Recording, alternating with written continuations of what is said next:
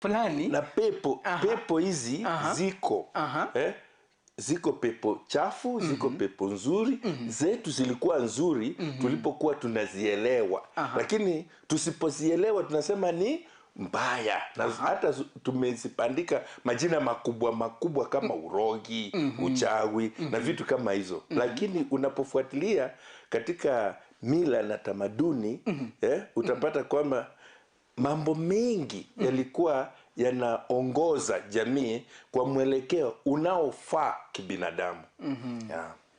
Na jina langu mimi nikifanya utafiti ule biblically, it means God's peace. That is what I can say. Who's God? God's peace. The yes, God that... who's God? Because kila utamaduni una God. Ukicha kwa watu wa Abagusi tuna Engoro. Ukiingia kwa watu wa Ujaluoni wana Nyasaye. Ukiingia na wengine wana maadili yao ambayo yanaenda na miungu yao. Unaona? Na miungu inatokana na mazingira yetu. Miiko inatokana na mazingira yetu. Chochote tunachokifanya kinatokana na mazingira. Kuna jua, kuna maji, kuna miti, kuna wengine, kuna wenzetu, kuna pepo na kadhalika. Haya yote yana uhusiano kwa binadamu. Asante sana. Nadhani pale umeyajibu mengi tu kwa pamoja, lakini ningependa tuanze kuyapekua moja baada ya lingine. Sawa. Nadhani na swali lile ambalo baadhi ya watazamaji na mashabiki walikuwa wanauliza, mbona yeye hana jina la kizungu? Hapo wamechipu sawa na vile ambavyo mbona hana jina hilo. Yeye ni msaliwa wa eneo la Gusii na jina lake lile ambalo ako nalo linamtambulisha kama mmoja wa jamii hii. Na unavyomuita basi utakuwa unajua ametoka wapi na jina hili ni la eneo lipi, lile la eneo hili la Gusii. Na tukianza Bwana Obinno Nyambane, kuna swali watu wengi hawajaelewa, aswa kisasi cha sasa, Gen Z nitumie jina hilo. Mila na desturi ni nini kwa mtazamo wa jadi? Unajua ni vile watu walivyokuwa naishi na mipangilio ya kijamii katika maisha. Kwa hivyo tunapoongea juu ya mila na desturi, kwa kimombo tunasema culture and traditions. Yes. Zina uhusiano na vile mtu anavyokuwa, anavyozaliwa, anavyomea, anaoa, anazaa watu, anakufa, anazikwa. Kulikuwa na mpangilio ya kuwezesha mtu kujielewa katika hali ya utamaduni na vigezo vya Kiafrika vyetu sisi.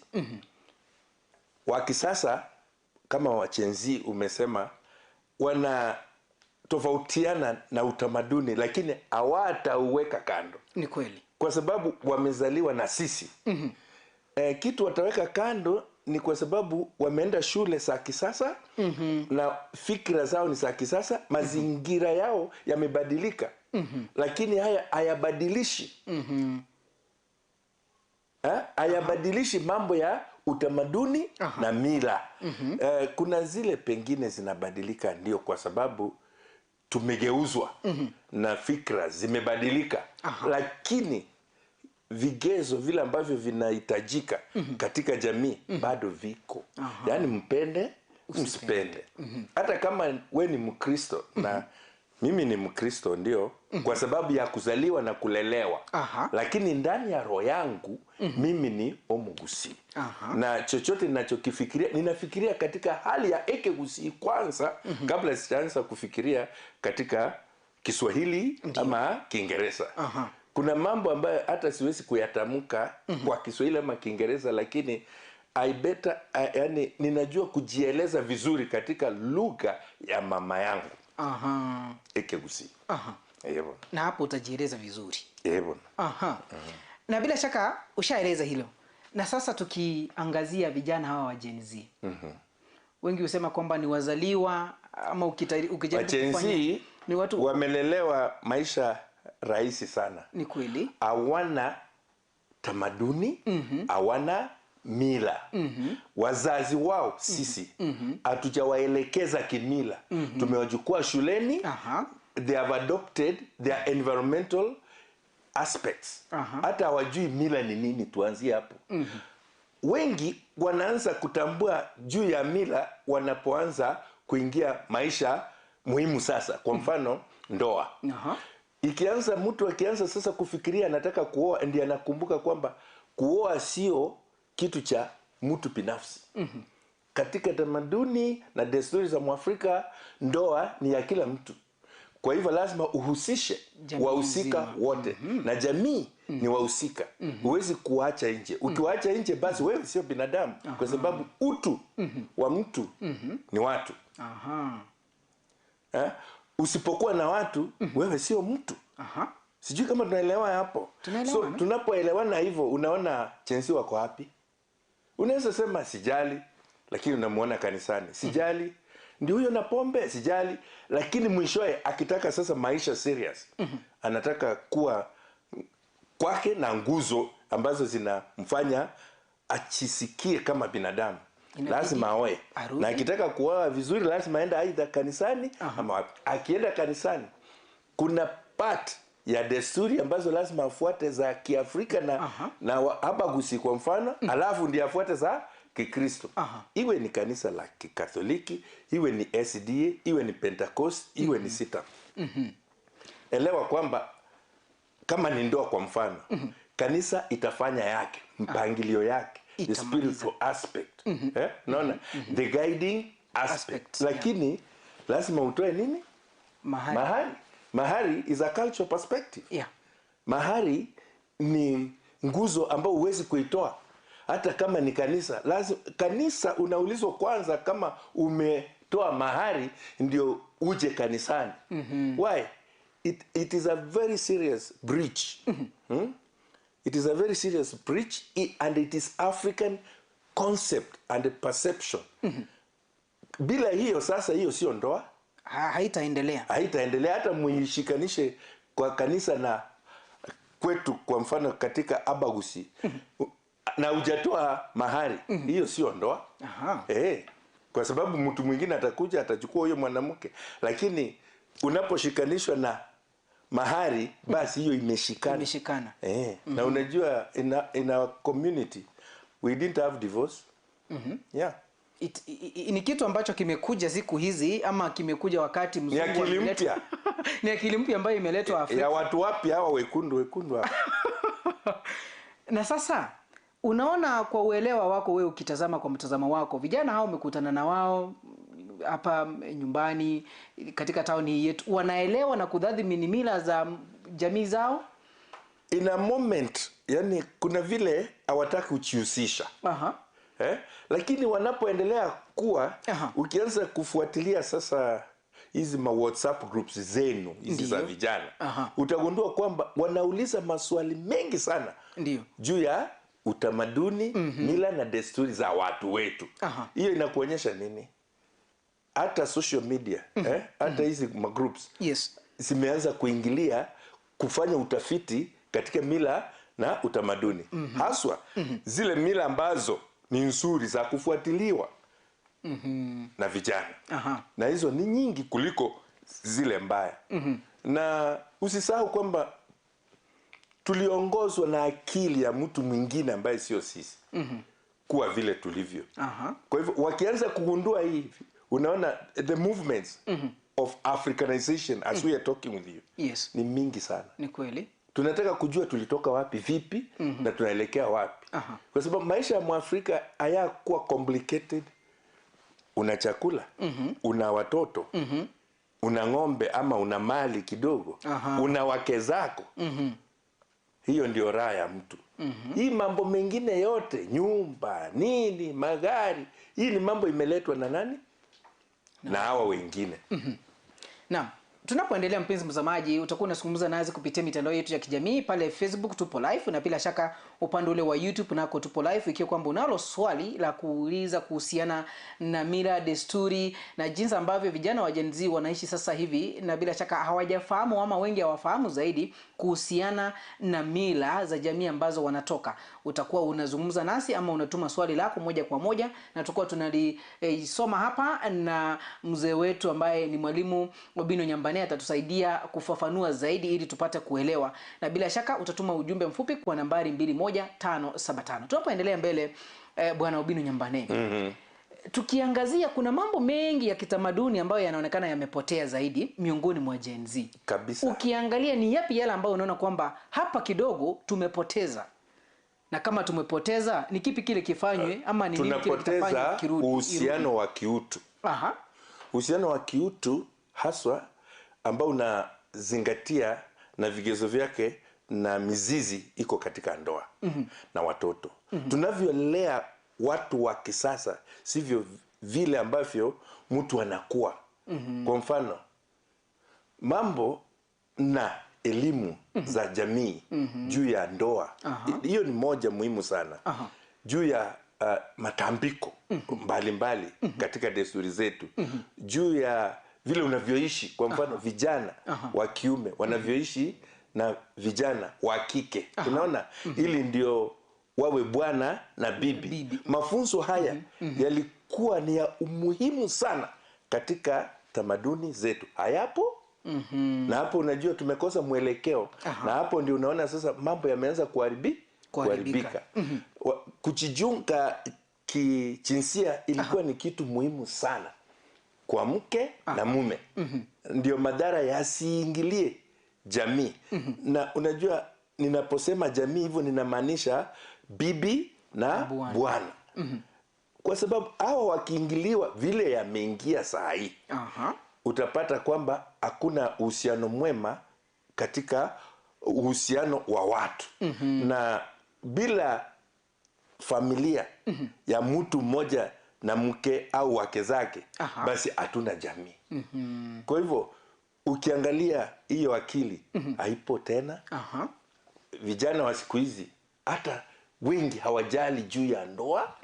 Hawaelewi ndoa ni nini. Sasa kazi yao and you know, wacha niweke kwa kimombo, for example, sex, hii vitu mnaita mapenzi, sijui ni mapenzi wiki, mapenzi haikuwa katika tamaduni zetu za Mwafrika. The purpose of sex was for procreation and not recreation.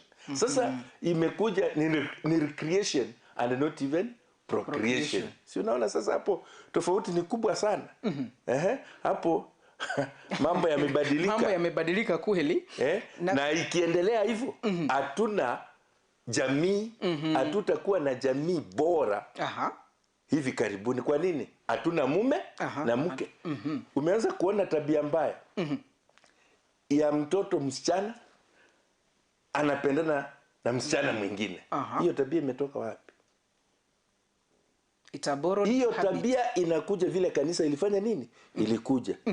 Hiyo tabia inakuja vile elimu ilikuja. Na katika mila na desturi za Mwafrika kabisa, vitu kama hivyo ni tambiko mbaya sana.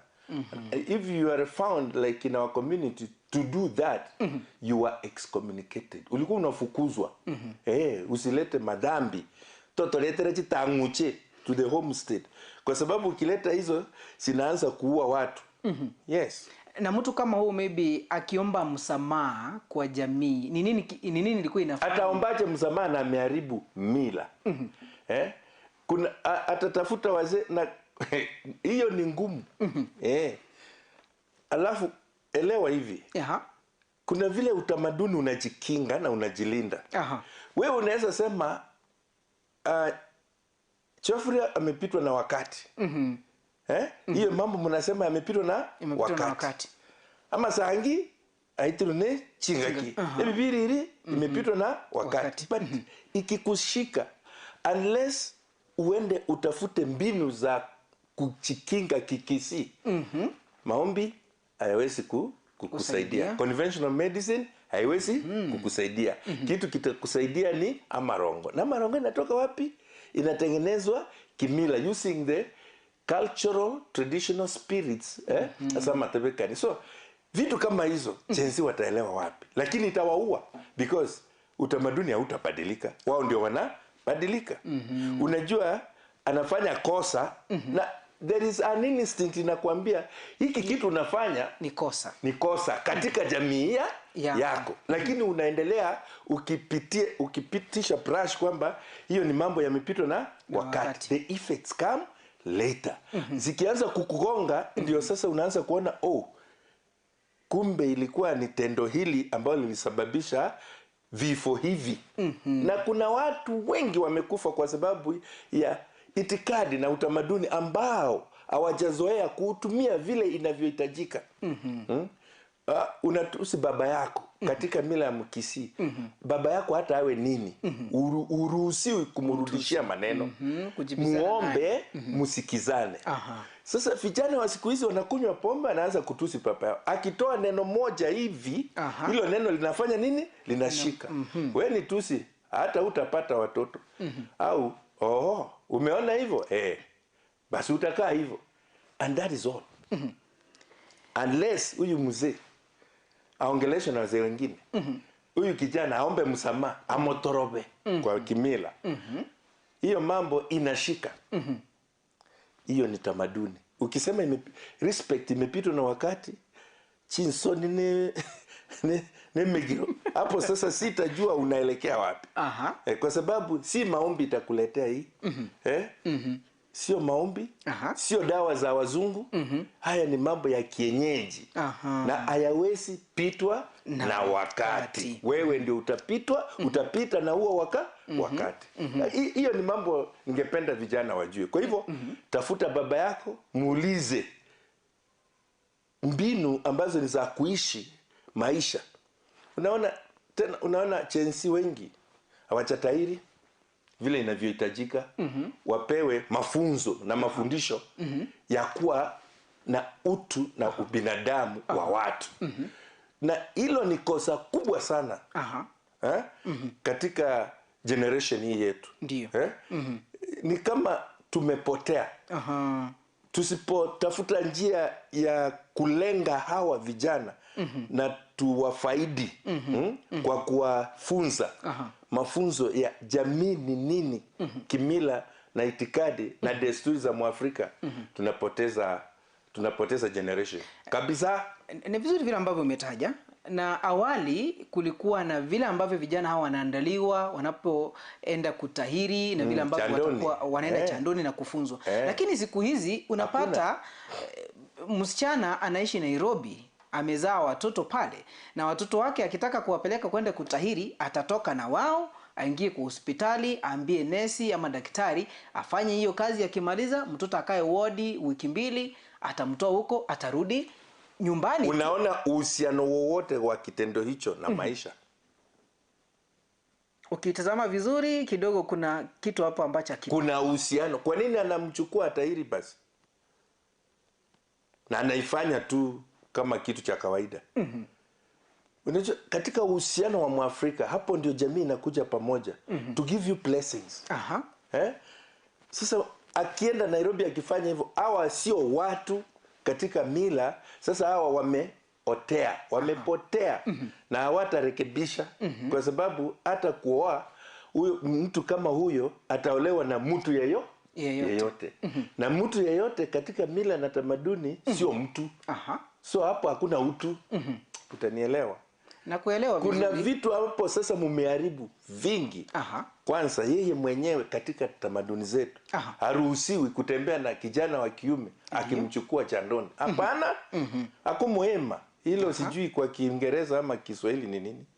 Lakini kuna vile hiyo tabia yake inamuingia huyu kijana wa kiume. Na katika mafunzo, the mentorship. Sasa huyu kijana anakuwa kama mama yake. Kwa hivyo amefaa trouser ndio, lakini ubongo na kujipendekeza na kutembea na kufanya mambo ni kama mama yake. Sasa huyo ni nani tena? Na hiyo inamaanisha uume katika jamii unaisha. Sasa tuna wanawake wengine wamevaa nguo kama sisi kama wanaume, lakini ni wanawake kwa sababu wamelindwa na kutengenezwa na akina mama peke yao bila uhusiano na wanaume. Kuzaa tu, walizaa wakaanza kukaa na watoto. Na chenzi wengi wako katika kitengo hicho. That is a very dangerous position in the community. We don't have future men. We don't have future girls. Because unajua kuna balance ya nature. Mungu hakuwa mjinga alipoumba mume na mke. Na kazi zao tofauti. Sasa sisi tumejifanya tunaweza kugeuza hayo. Sio rahisi vile mnavyofikiria. Hapana. Na ukiangalia unaweza pata kuna jamii maybe wazazi wao waliao wakiwa wadogo na hawajapata mtu ambaye amekomaa zaidi ataka kuwaeleza. Utamaduni wetu haungekosa mtu wa kukuelekeza. Mipangilio ilikuwa imewekwa kwa njia zinazofaa. Kwa hivyo ungekosa mtu wa kukuelekeza. Your aunties, your other brothers to your mother, sisters to your father. Hao watu wote walikuwa wamo katika maisha yako. Tukikuwa identify hivi, ukiniangalia tu mimi hivi, unajua kutoka upande wa baba yangu kuna watu, na upande wa mama yangu kuna watu, na mbele yangu na nyuma yangu kuna wangu pia. Unaona, kwa hivyo siko peke yangu. Hata kama nimeketi hapa hivi, nimeketi hapa na wengine ambao ndio wanafanya mimi kuongea vile ninavyoongea. Sio kama unanielewa. Nakuelewa. Kwa hivyo huwezi kuchitambua na kuchitoa katika utamaduni. Ukichitoa you hang nowhere. Kwa hivyo wewe uko nini? Wewe ni nani? Na unaishi wapi? Na unaishi wapi na unafanya nini? Lazima uwe na pahali pa kukimbilia. Kama mtu. Na hiyo inatokana na uhusiano wako wa kijamii na watu wengine. Na hiyo inapatikana katika nguzo za desturi na jamii. Itikadi na mila. Basi tunapoendelea kusonga mbele, naona pale zimekatika dakika 37 baada ya saa 1 jioni, na kuna mengi ambayo tunaendelea kuyafuatilia hapa na pale, na wale wote ambao nimeona wameanza kutuma jumbe pale, ni asante sana kwa kutuma. Nitakuwa nikizisoma baadaye tunapoendelea kusonga mbele. Na kuna jambo hili ambalo tumelizungumza awali na tukataja kwamba kuna baadhi ya mila ambazo tumeanza kukopi kutoka nje, haswa ujio wa wazungu hapa Afrika. Walileta tamaduni zao tukaanza kutumia. Tukiangazia, wengi utaja kwamba ni teknolojia imeleta hayo, na tukiangazia hii teknolojia na mitandao ya kijamii imechangia vipi hali hiyo? Naweza kubaliana nawe kwamba teknolojia inachangia. Lakini unajua teknolojia ni watu. Na vile wanavyoitumia ni watu wanaotumia. Kwa hivyo hakuna kitu hapa itaharibu mila ama nini. Inategemea what are we feeding to these social platforms that is technically cultural. Ukienda China kwa mfano, huwezi pata kazi ya wazungu kutoka Amerika ama Britain katika mitandao yao. Kwa nini? Wanachunga utamaduni wao. Sasa sisi hatuna njia ya kuchunga what our kids and our Gen Z and other people watch or what they throw to the platforms. So that forms the base and the foundation of distorting all that we have and disorienting as many cultures as possible. Kwa hivyo hatuna mwelekeo, lakini zikitumika vizuri, mitandao haina ubaya. Ni wale ambao wanaitumia kwa ubaya. Haina teknolojia, haina ubaya. But how do you use it? Hapo ndio. And that, unajua hiyo inaingilia uongozi, legislation, policy making. Nani anapitisha sheria? Anaipitisha aje? Ni nini tunaona? Ni nini hatutakiwi kuona? Ndio sababu tuna vitengo ambavyo vinahusika na mambo kama hayo. Umenielewa? Kwa hivyo huwezi kulaumu teknolojia juu ya social upheavals and whatever that is happening. Laumu watu, sisi kama jamii. Nikiona mzungu akifanya hivi na ninapenda na naanza kufanya, sasa ni teknolojia? Hapana, ni mimi. Kwa hivyo hapo tuchunge. Na hiyo pia inaingilia sana katika uongozi. Na kwa sasa, kabla hatujaenda mapumziko mafupi, kuna swala hapa ningependa tulizungumzie, kwa sababu ndilo tukitazama, ukipita mitaa ya maeneo haya ya Gusii, kuna mengi ambayo utapatana nayo. Hasa wakati wa jioni, wanafunzi wa vyuo vikuu, vyuo vya kadri wakitembea kwenda kutafuta mboga. Swala la mavazi, jinsi ambavyo mtu anafaa kuvalia, dressing. Unajua, katika utamaduni wetu dress haikuwa issue. Kitu ilikuwa na issue ni discipline. Unanielewa? Vile unavyofanya mambo yako. Hata hatukuwa na nguo mingi. Wanaume kwanza walikuwa nafaa hege sana. Unafunga hapa mbele na matako. Kwingine kwote kulikuwa nje. So lakini ungesikia ati ameshika mtoto wa kike anyhowly. Kwa nini? Emegiro. Yani utamaduni, itikadi ambazo zilikuwa zimewekwa na uhusiano wa fulani na fulani.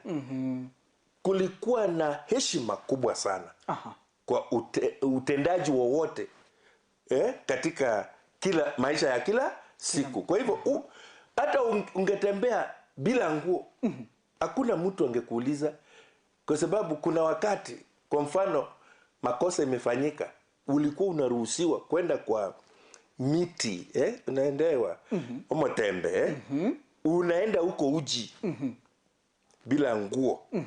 Na hiyo haikuwa kitu kisicho cha kawaida. Kwa hivyo mavazi ya siku hizi na mienendo inaenda na tabia. Sasa tabia ndizo mbaya, sio mavazi. Na wengi utaja kwamba tunapoendelea kusonga mbele, kabla tuchukue mapumziko mafupi, swali hili limekuja tu. Kuna jinsi ambavyo mtoto wa kike siku hizi anavalia nguo ambayo haifurahishi, hata ukipita unashindwa na huyu ni mtoto wa nani. Wewe haikufurahishi, unafikiria nini? Unafikiria nini? Unajua ni mafunzo. Jamii imetufunza nini? Are we disciplined socially?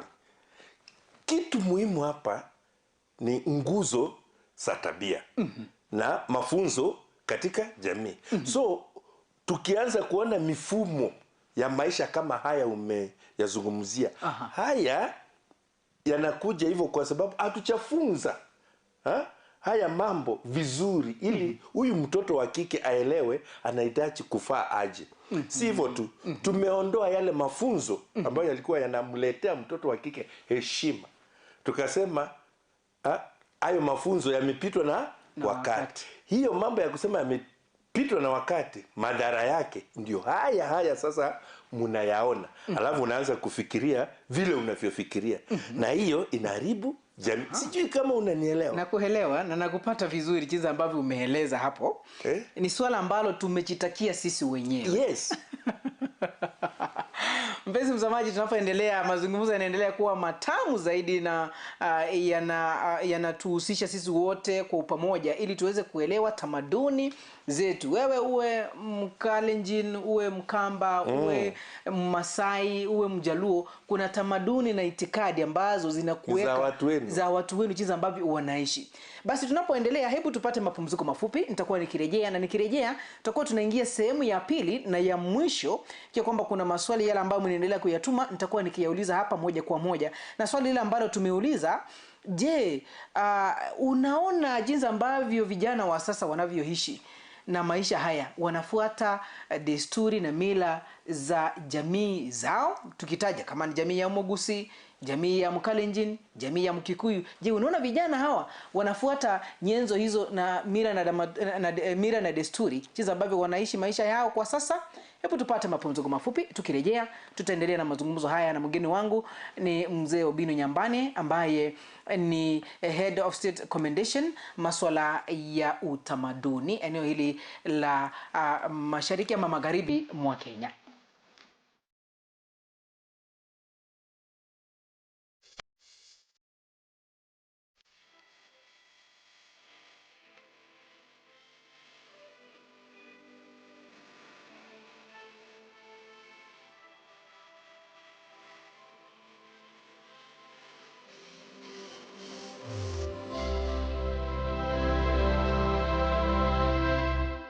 Je, wewe ni mmiliki wa aina ya gari aina ya Alto, Probox, Harrier, V8 na Lexus?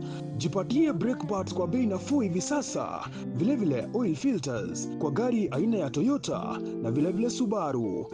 Ili upokee popote ulipo, piga simu kupitia nambari 0739318606.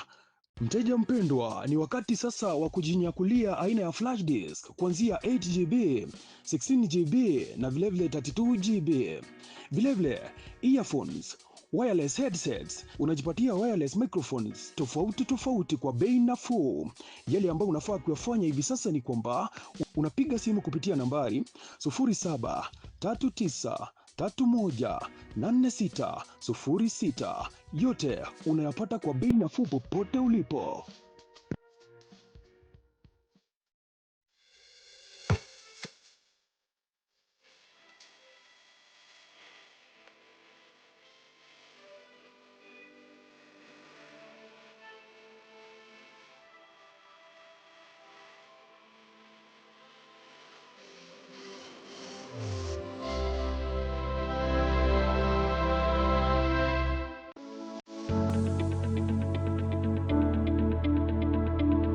Inside each one of us, there is a dream.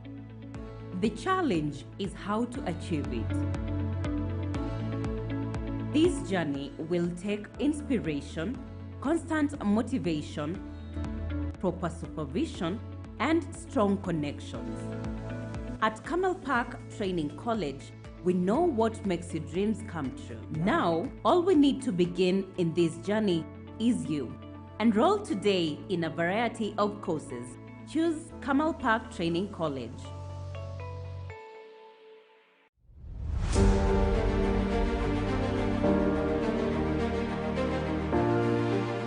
Naam, ni wakati wa kusikiza sauti inayobeba maono, busara na hali halisi ya kisiasa humu nchini.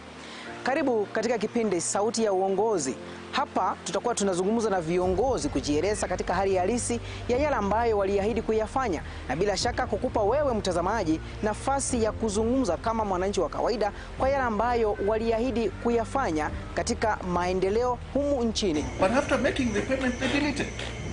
Now, what kind of accounting is that? Because you are supposed to maintain the details of whoever you paid, so that the figures can balance. Watu ambao wanafanyiwa sio kwamba ni wale wananchi wote ambao wako pale wanafanyiwa ile funding. Ni makundi haswa. Na zile pesa kupika katika makundi ikamfikia mwananchi yule ambaye alikuwa anachangiwa akapata kiasi kidogo cha pesa. Ina maana kule kuzurula, ule msururu wa kuzunguka inakuwa ni kama ni null oil kwa mwananchi, anaiona kwamba analagaiwa. If you graduated in 2016 and somebody graduated in 2020, the 2016 was to be given priority to get that job. But nowadays, members of parliament have taken over. They get the letters, they dish them in funerals, others they sell them to the highest bidder. Kila wiki tutakuletea mahojiano ya kina na viongozi kutoka sekta mbalimbali na jamii kwa ujumla. Je, unajiuliza maswali ni kipi ambacho kinajiri nyuma ya pasia la uongozi? Basi hapa ndipo unapaswa kukaa mkao wa kutazama na kusikiza. Usikose Sauti ya Uongozi kila siku ya Jumamosi kuanzia saa 1 jioni hadi saa 3 jioni ndani ya Ndizi TV Africa, nami Jeff Nyakundi. Sauti ya Uongozi. Tunazungumza, tunajenga, tunabadilika.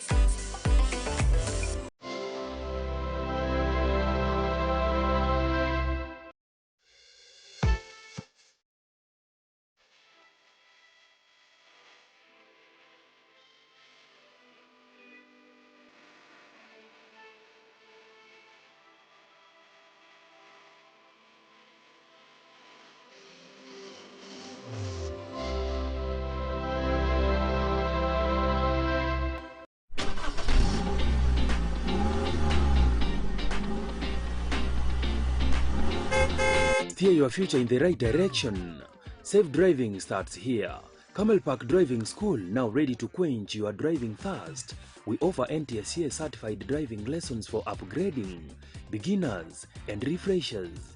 Our team of qualified instructors deliver content for the following classes: A1, A2, B1, B2, C, C1 and C2, D1 and the rest. We train learners with modern vehicles which fit the evolving digital world. Why choose Camel Park Driving School? We are situated within a serene environment which offers a humble space of study. Our classes are fitted with advanced materials which supports learning. Other benefits are flexible class schedule, pocket-friendly fees, proper theory and practical guide, annual operation and additional computer packages training. Spend less, learn more, drive forever. Apply now. For more information, call us on or SMS us on 0755 386 594 or 0753 915 354, or you can email us on camelcollege@gmail.com, or also you can visit our offices at Kiogoro, which is 5 kilometers from Kisii town along Kisii-Kilgoris Road. Camel Park Driving School, shaping dreams on the wheels.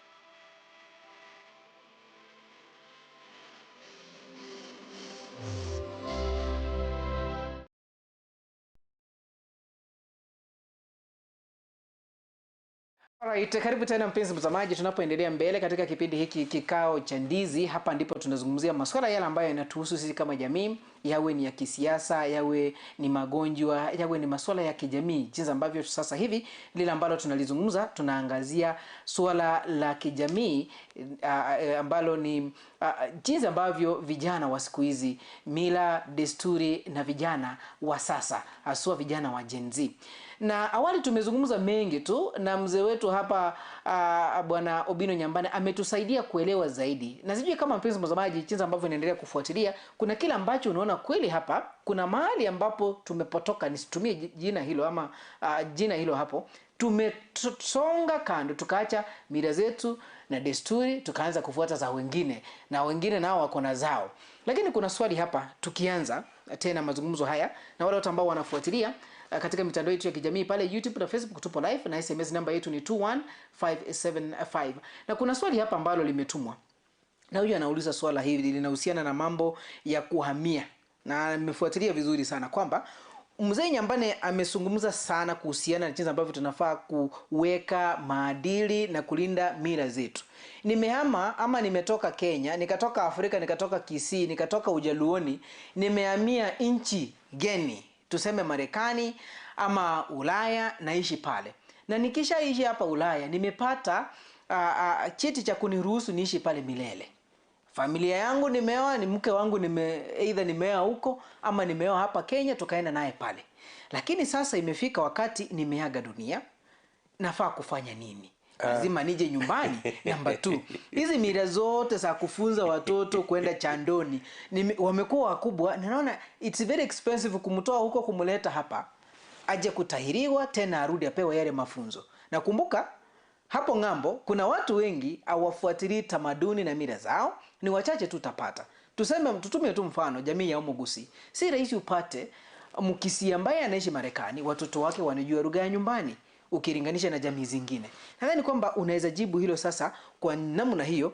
Tuangazie swali hilo kwa undani zaidi. Ningependa unisikize kwa makini sana. Umetaja kwamba umehama. Ulihama peke yako. Uchahama na pepo za watu wenu. Kwa hivyo pepo yako utaipea cheti iishi huko. Ilibaki mahali ulikotoka. Imebaki, itarudi. Hata ukienda nayo, ukifa, hiyo pepo itasumbua mpaka irudishwe wapi? You may not know this. Look at the black Americans. I hope anatutazama naelewa. They are looking for their way back to their roots. Why? wanasumbuka. Na akifika kama Nairobi ama West Africa, especially the Caribbean, Wakamba hao, when they reach Ukambani hapa, they feel at home. What is that? Kuna kitu ndani yako uwezi pea cheti cha uhamisho. Unanielewa? Kuna pepo ndani yako uwezi pea vyeti hivyo vyote mnasema. Na kuna tambiko ambazo uwezi kuwa nazo huko. Kwa hivyo unaweza ama physically. But when we talk about your social network, social fabric, uwezi ama na hawa watu wote. And there is where your spirit belongs, where it is comfortable among its people, and that is Africa. Kwa hivyo uwezi kujiita mzungu kwa sababu hata ukiwa huko, hata upate cheti, ukitembea tu hivi unajua wewe sio mzungu. That aspect will always haunt you. And you will always want to come back to the roots. Go and read tafuta kitabu kinaitwa Roots. I have forgotten the writer. And read it. It is on Black American history. Vile watu wanatafuta identity yao. Alafu tunapofunza watoto lugha za kigeni bila kuzingatia lugha zetu za kina mama, huu ni ujinga. Kwa nini ni ujinga? Tumepotea kwa sababu identity ya mtu ndio ukwasi wake. Yani, okay, so for a moment, look at the most developed countries right now. Like China, Japan, Korea, Taiwan, Singapore. Tell me which language they use. They use their language that's ile kama ni wa China. Kwa nini wanatumia Kichina? Ni kulinda mila na desturi za jamii yao. Alafu wako wapi? Hatuwezi endelea kwa kuchiwekelea vitu ambavyo sio vyetu. Huo ndio ujinga ambao ulituingia, na ukianza kutafuta ndio tunaanza kuungamua saa hii. Tumeanza kuingilia ndani na kuona kwamba hapa tulipotelea huku. Tuko potofu katika tamaduni zetu. So ni vizuri kufanya mtoto wako aelewe anatoka wapi na yeye ni nani, kwa sababu of the social fabric and the sphere of influence of spirits. The spiritual world is real, iwe Ukristo, iwe utamaduni na nini. Ichapokuwa tunaipea majina tofauti, pepo chafu, pepo nini, lakini hizo pepo ziko wapi? Ziko. Kwa hivyo huwezi pea pepo cheti cha kuishi Amerika. Utazipea zote. Unazijua. Your people will always want you back. Unaona, kwa mfano katika jamii ya Wakisii tuna huyu mzee alitupigania kwa jumla.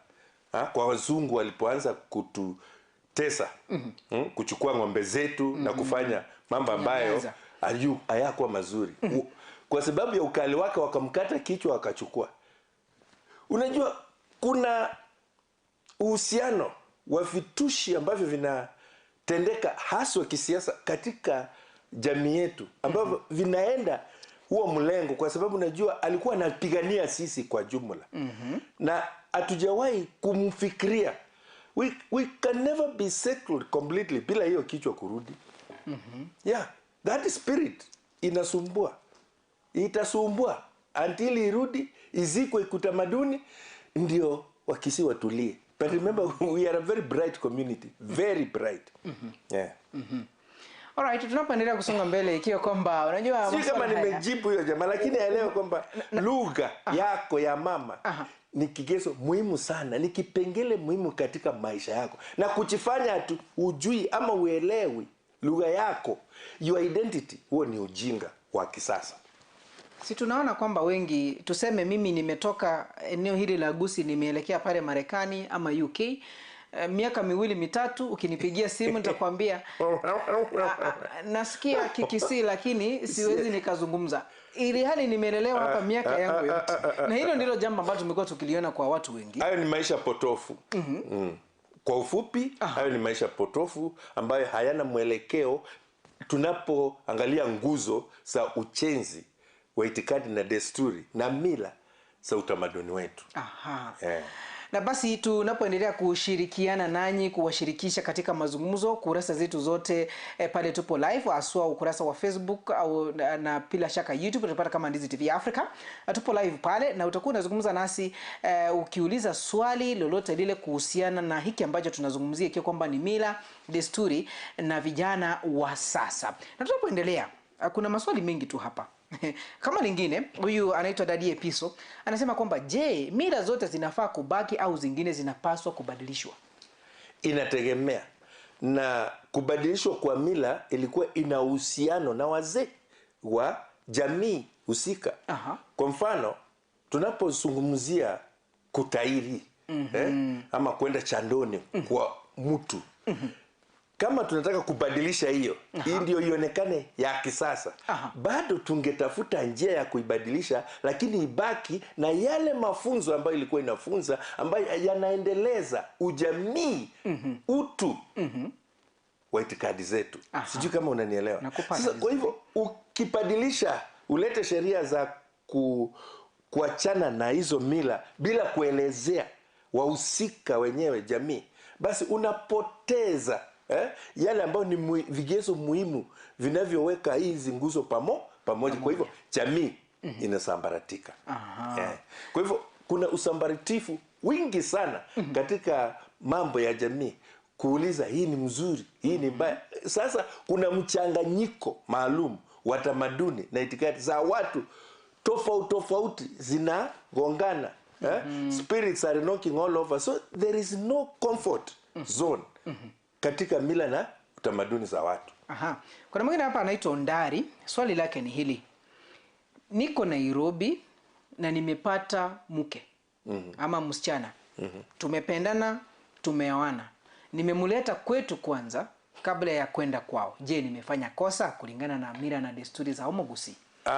Uchafanya kosa vile unavyoona katika mila za kisasa na utamaduni wako ambao sio wa jamii. Kama ni wa jamii, kitu cha kwanza ungefanya ni kuona wazee wako na wake. Unaelewa? Kwa sababu ndoa si yako peke yako. Ndoa ni yako na jamii nzima. Yako na wenu. Na huyo msichana pia ni yake na wao. Hawa ndio wanakubaliana na ujue wametoka wapi, kwa sababu ndoa ukimtoa msichana katika ukoo wenu, hiyo ndoa haitakuwa mzuri kwa sababu ya damu. Unanielewa? So hiyo haitabarikiwa. Na ingekuwa ni vizuri kwanza mkijuana, uende kwao na yeye akuje huku, wazazi wajuane wanatoka wapi, na waangalie kama kuna uhusiano wote kabla ya nyinyi kufanya ndoa au hata kupata watoto. Muelewe nyinyi ni nani katika jamii. Hii mambo ya kukimbilia kuoa na kukaa bila kujua mtu huyu umemtoa wapi na watu wao ni kina nani, hapo sasa mambo yakianza kuharibika, kila kitu kinakuacha. And that is where we are. That is the problem we are facing with the young marriages right now. Most people come into agreements peke yao, lakini mambo ikianza kuharibika, sasa ndio wanaanza kutafuta wazee, waanze kuulizana maswali, and many marriages are breaking up even after a wonderful wedding. Hiyo ndio inafanyika right now.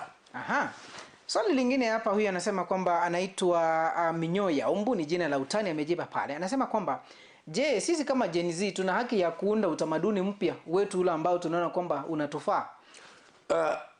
Kuunda utamaduni si kitu cha mchezo. Utamaduni mpya inachukua muda. Traditions and cultures are brewed in a pot. The social pot. Yani, sasa nitamueleza aje? Hii sio kitu unaamuka unasema mimi chenzi nataka kufanya hivi. Hapana. Kuna vile hata ukitaka kufanya hivyo kama chenzi, na hawa chenzi wengine wote wamo ndani. Na kitu ikitaka kubadilishwa lazima iwe inaenda na kila mmoja wetu katika jamii. Kama una huo uwezo wa kubadilisha vitu, basi badilisha.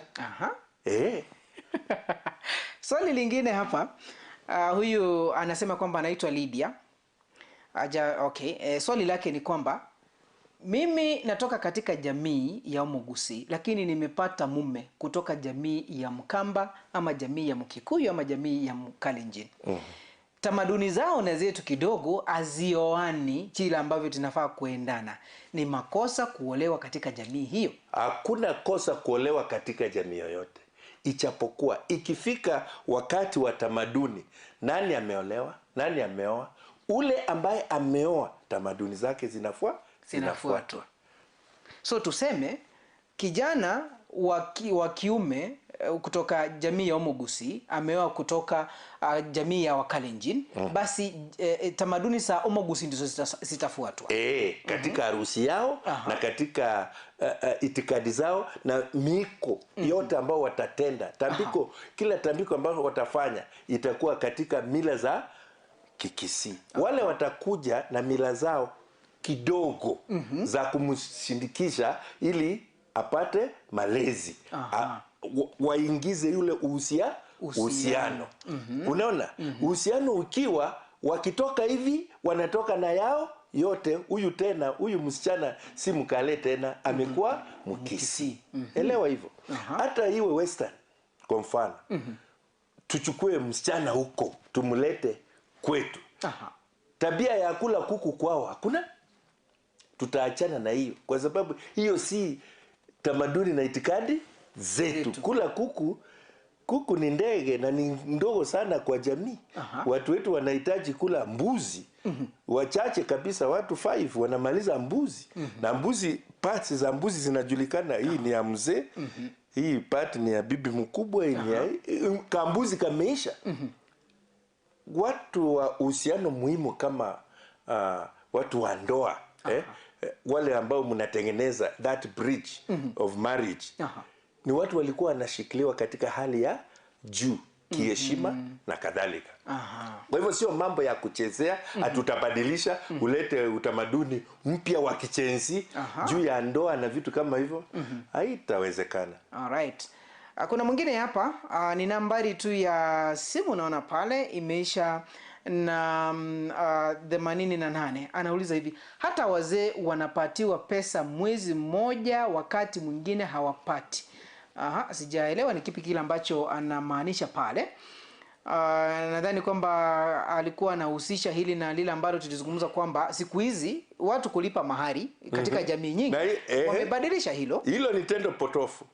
Wamenilibadilisha, unapata kwamba ni tendo potofu kufikiri kwamba pesa zitawakilisha ng'ombe. Kwa sababu ule uhusiano hautaonekana.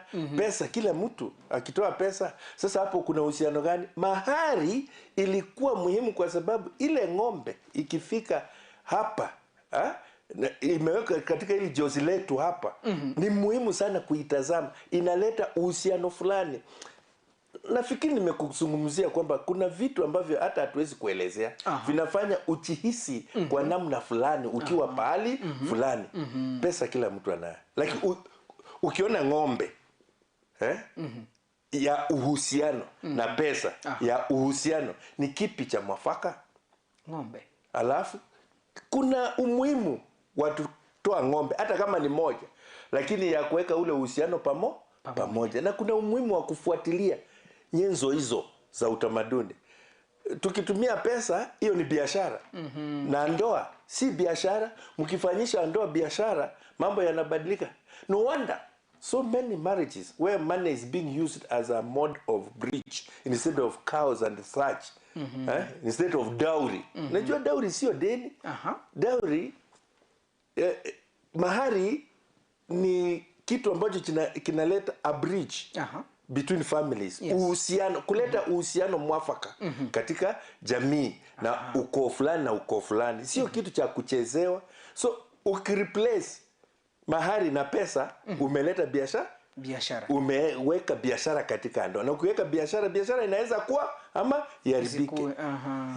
Alright, tunapoendelea kusonga mbele, maswali yenyu naendelea kuyafuatilia. Huyu alikuwa anaitwa kama Moses, ndiye alimuuliza swali hilo, na ni swali nzuri tu umeliuliza pale. Siku hizi unapata kwamba kuna baadhi ya jamii ambazo zimebadilisha, instead upeleke ng'ombe pale ama mbuzi ama kondoo, jinsi ambavyo tamaduni na mila na desturi zipo, unapata kwamba mtu amebadilisha, anasema kwamba mwambie huo ni mwendo potovu. Hivyo ndivyo mzee Obino Nyambane amesema kwamba ametaja hivyo. Na kwingineko kuna swala hili wanataja kwamba kuhusiana na masuala ya kifo.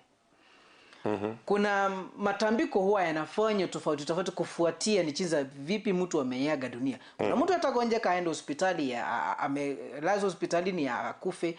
Kuna mtu atachinyonga, ajulikani kipi kile ambacho kimemfanya achinyonge. Kuna mwingine utapata amenyongwa, maybe walikuwa na masuala hapa na pale ya vile ambavyo jamii zinaishi, wamekosana, wakapigana, akauawa. Na tuanzie hili swala ambalo limesumbua watu wengi, ambao husema kwamba wakiwa katika kanisa wataambiwa masuala haya yashapitwa na wakati. Kama tunasikia kwamba omogusi kitambo, kama ni mtu amejinyonga, basi kuna matambiko yanafaa kufanywa. Siku hizi hayafanywi. Na kama hayafanywi, utapata kwamba ile jamii ambayo imebaki ya familia ile watakuwa wanaendelea kufanya kitendo kile kile tu, kujiua. Hata leo umejibu. Sasa Umejibu. Ni kipi kile ambacho kinapaswa kufanywa? Umejibu Geoffrey. Katika matambiko na utamaduni wa matambiko haya, iko maelezo ya wazee juu ya kila kitendo. Kulikuwa na mpangilio wa kufunzwa haya mambo. Unapokuwa mtu, unapoenda chandoni, ulikuwa unaambiwa ukitenda kitendo hiki, hiki kitafuata. Ukifanya hiki, hiki kinafuata. Sasa siku hizi vitendo vinafanyika, lakini hatufuati majibu. Naona? Kwa sababu tumeyadharau, au kanisa imesema hilo limepitwa na wakati. Lakini utamaduni na itikadi na matambiko hayatapitwa na wakati. Yataendelea kuwaumiza mkisema yamepitwa na wakati. Hilo jambo umeulizwa. Kwa mfano, mtu akijinyonga, katika utamaduni wetu kama Abagusi, kujinyonga ilikuwa kitu ambacho hutasikia kwa urahisi. Na ikifanyika inamaanisha kuna etanguche pahali. Etanguche ni kama kasi fulani. Na hiyo mtu kama huyo apewi heshima yoyote kwa masishi. Apewi. Na kuna mila ambazo zitafanywa. Kuna matambiko itafanywa. Kondoo fulani iletwe, ijinjwe, na ili pepo za uhusiano huo wa kujinyonga utolewa katika jamii, uende na hiyo mwili. Bila hiyo kufanywa, hizo pepo zinabaki. Iwe ni kanisa, iwe ni nini, sitabaki. Usiombe. Kwa nini? Pepo kutoka zina njia za utamaduni. Na kuna njia za kanisa. Lakini jua hivi. Unajua bibiriri? Mtoto amemwagiwa hivi bibiriri. Utamuombea apone? Lazima wale kina mama wazee miaka yao imesonga. Kuna vile ambavyo kuna madawa watatafuta na wamuoshe kiasili. Kwa hivyo tuna mahusiano ya kiasili ambao huwezi badilisha na wakati na kanisa na masomo ama na kadhalika. Kwa sababu ya uhusiano wake na mazingira, nature. Na ukumbuke kwamba most African communities lived harmoniously with the natural surroundings and environment. Na kuna vitu ambazo hatuna muda wa kuelezea because ni metaphysics. Yani vina uhusiano wa hali ya juu na natural forces. Ziko tu hapo. Tunaita pepo. In short, yani we cannot explain everything. That is true. Umesikia vitu kama amasangi. Una dawa, lazima ifanywe kienyeji ndio upone. Wengi wetu tunakufa hizo magonjwa ya tamaduni na mila na matambiko ya kiasili yetu bila kujua. Kuna wazazi wetu wametukosea, hatujui. Sasa watu wanajinyonga. Kuna vitu fulani vimefanyika, hatujui.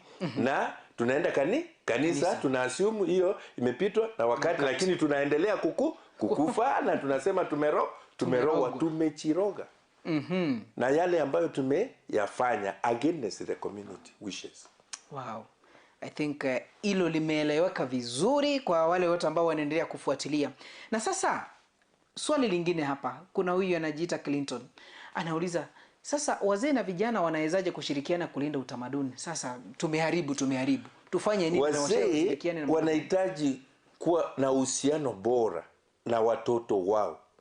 Wazee wanahitaji kuja pamoja na kuleta uhusiano ule wa kuwa mtu na utu, ili kuchielezea kwa vijana wao na kuambia juu ya utamaduni na itikadi ambazo zina desturi mzuri za kufuatilia. Kwa sababu tusipofanya hivyo, jamii inaangamia.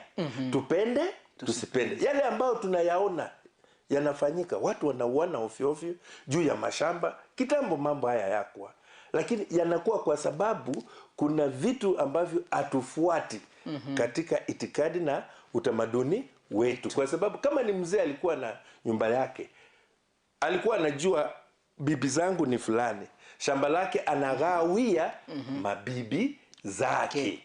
Sio vijana. Lakini watu wanapigana siku hizi, hata kijana anaua baba yake juu ya anataka kurithi shamba. Sasa ukishamuua si unaenda jela. Hata hiyo tu. Yani that question hiyo tu. Na ukienda jela nani atarithi huo udongo? So kuna mambo mengine hata tuangalie kwa undani kabla hatujafanya. Ni kuwapa mwelekeo kwamba wazee na vijana tushirikiane katika mila na utamaduni wetu na desturi ambazo zinafaa kutulinda na kutuchunga against some odds that we cannot speak. They are spiritual and I cannot tell them to you unless they are on you. So ukuje huko pengine kwa wazee tuna vikao, siku hizi sisi tuna vikao.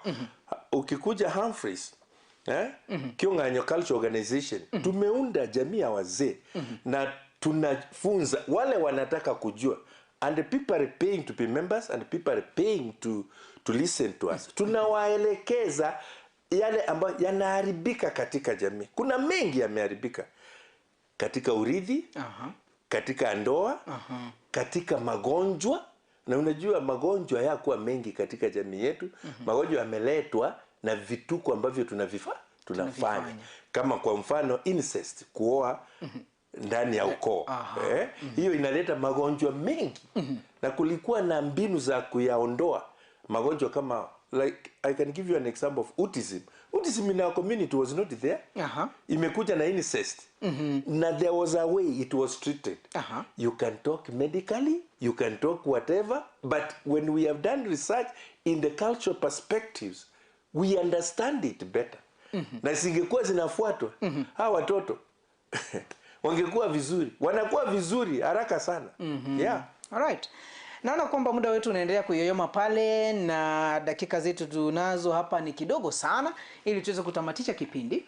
Na lile ambalo kabla sijampa mgeni wetu ambaye ametuzaidia, na nilikwambia wali kwamba pale nikimuleta ni mtu akona usoevu, amejua haya mambo kwa kina zaidi kutuliko, ndiposa tukamleta ili atuweze kutusaidia haswa wakati huu, ili tuweze kuelewa ni kipi kile ambacho kinaendelea katika masuala ya mila na desturi. Haswa vijana siku hizi hatufuati haya maneno, tunaona kwamba ni ya wazee na shapitwa na wakati. Sasa jambo lingine Bwana Obinu Nyambane, kabla tuchamaliza, ni kwamba tunaona baadhi ya jamii hapa nchini zinaendelea kukuza mila na tamaduni zao, na wanafunza hata utapata kila mwaka wameandaa warsha, vikao, wanafanya kila ambacho kilikuwa kinafanywa kitambo. Kama ni kujinja, wanachinja, wanakula vile ambavyo walikuwa wanakula kitambo, hata pila sahani, wanapakuliana chakula vizuri. Tukiangalia jamii ya Wamasai wanafanya vizuri,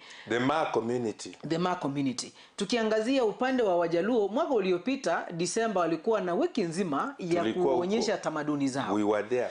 Tukiangalia jamii ya Waturkana, huwa tunaona wanakuanga na Tobongirole, something like that. Huwa wanasherehekea. Pokot. Na Pokoti pia wanakuwa. Kilifi, Michikenda.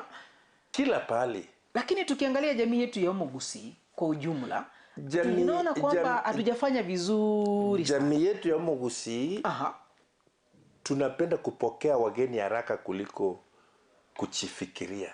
We are very good people by the way. Na sasa tukipokea mgeni tunafikiri kila kitu about that mgeni, na we believe very quickly. Sasa tuna welcome watu haraka sana, na tukiwa welcome haraka pia tunachukua tamaduni zao haraka. Tunasahau zetu. Ni wakati umefika tuanze kuwa kama wengine. Tuchitambue kwanza, tuchipende kwanza, ndio tuwe na mwelekeo katika tamaduni zetu. Ndio tutakuwa na mwelekeo hata katika uongozi na yale ambayo tunafanya, na tutakuwa na mwelekeo hata katika vijana wa kisasa, na malengo ya jamii yanaweza fika katika uhusiano bora tukichunga itikadi, tamaduni na desturi zetu kama Omugusi. Naam, nipitie nione kama kuna jumbe zile ambazo zimetumwa hapa, nisome kwa haraka kwa sababu naona muda wetu pale umeyoyoma. Zile zingine zilikuwa katika 21575 nishazipitia na nimeuliza maswali hayo. Nadhani kwamba Bwana Moses umejibiwa swali lako vizuri sana, jinsi ambavyo mzee Obino Nyambane ametuelekeza hapa. Na upande huu mwingine wa Facebook naona Dadie Piso anafuatilia na swali lako limeshajibiwa pale. Basi lingine hapa ambalo tungelizungumzia la mwisho, unapotoa ushauri ama ni ushauri gani unaweza kuwapa vijana wa leo kuhusu mila na desturi, na vile vile na wazazi wao wafanye nini ili kuwalea vijana bila migongano ya kizazi? Unajua, swali hilo ni nzuri sana. Migongano ya kisasa ni lazima. Itachukua wazazi kuelewa watoto wao na kuanza kuwaelekeza, na hao watoto wakubali kuelekezwa, kwa sababu kitu cha kwanza ni heshima na discipline. Mtu akiwa disciplined atasikiza mzazi, na mzazi akiwa mzuri atamuelekeza, na hakuna mzazi angependa kuelekeza mtoto wake au mjukuu wake kwa njia potofu. Kwa hivyo haya ni mambo ambayo tunahitajika kuyapata kutoka hata uongozi na viongozi, kwa sababu tuko wengi na vitengo ni vingi hata katika serikali ambavyo vina uhusiano na maswala kijamii. Maswala jamii ni mengi, lakini tamaduni zetu, wale ambao wanajikinga na kuingiliwa na mienendo ya wengine ambao sio wao, wako mbele. Wako mbele sana.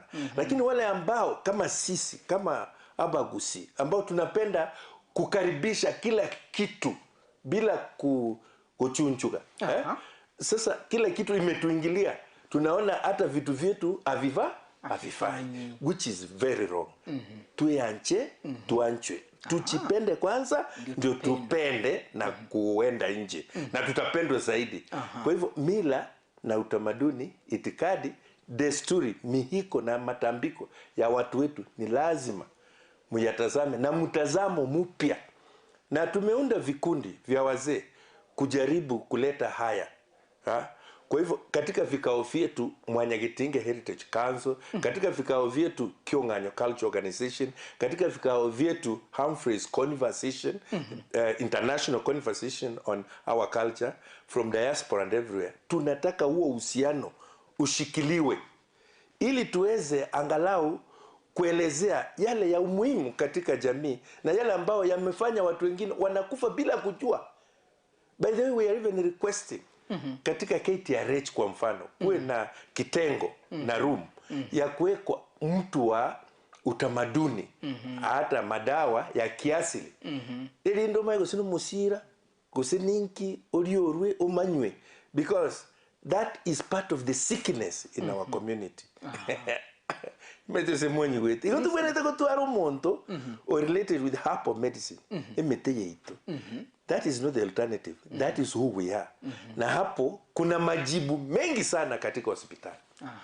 Unanielewa? Hapo utapata majibu mengi, na hilo swala tunaendelea kuuliza serikali ambayo inatuongoza sasa wafikirie sana, ili tupate uwezo wa kusaidia jamii katika mienendo hata tabia za watu tofauti tofauti.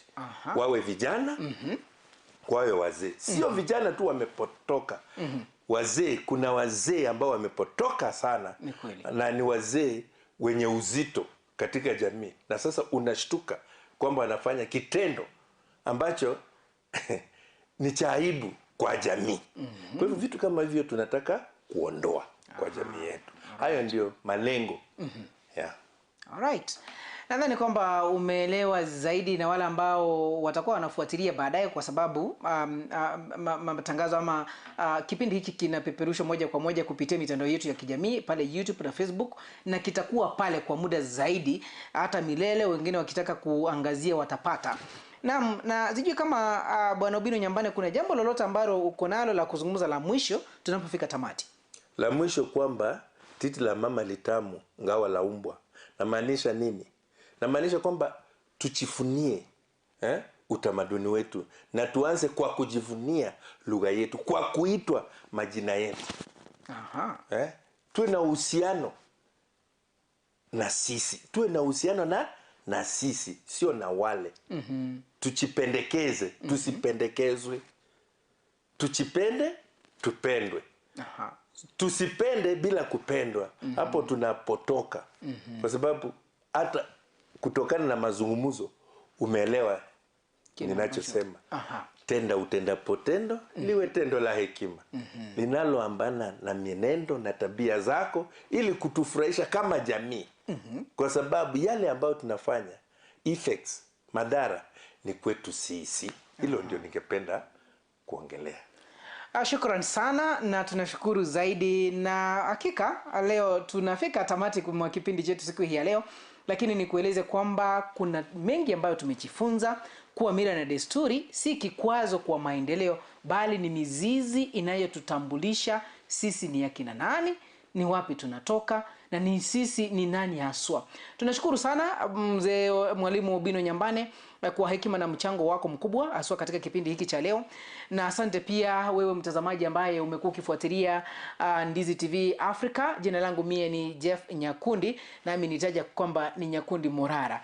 Nikikutakia siku ama nikikutakia usiku mwema unapoenda kupumzika. Tupatane tena panapo majaliwa, kwa kwamba tutaandaa tena kipindi kingine kama hiki wiki ijayo siku ya Jumatano. Nitakueleza ni kipi kile ambacho tutakuwa tunazungumzia wiki ijayo. Basi imekuwa ni kikao cha Ndizi, na tunazungumza na tunajenga jamii. Hiyo ndio slogan yetu katika kipindi chetu, kwamba tunazungumza, tunajenga jamii. Hiki ni kikao cha Ndizi. Tumefika tamati. Usiku mwema, tupatane wakati mwingine panapo majaliwa. Kwaheri, usiku mwanana.